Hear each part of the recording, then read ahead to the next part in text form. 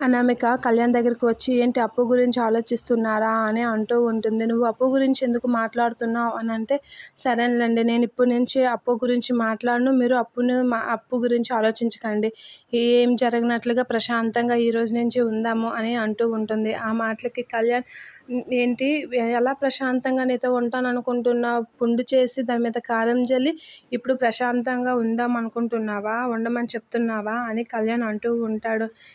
మీరు తప్పు చేసినల్లా మీరైనా సర్దుకుపోతుంది, నేను ఎంత అయినా అవన్నీ మర్చిపోయి ఏం జరగనట్లుగా ప్రశాంతంగా ఉందామంటే ఇప్పుడు మీరేంటి ఇచ్చేస్తున్నారంటే నేను ప్రశాంతంగా ఉండను, నేను నా మీద వేసిన నిందని తొలగించేటట్లు చేస్తాను, అప్పు మీద పడిన నిందని ఇచ్చేసే వరకు నేను మనశ్శాంతిగా ఉండను అని అంటూ ఉంటుంది.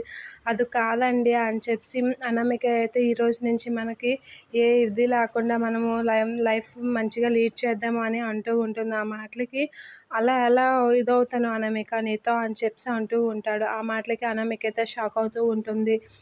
కళ్యాణ్ అయితే ఎలా అయినా అప్పు గురించి ఆలోచిస్తూనే ఉంటాడు.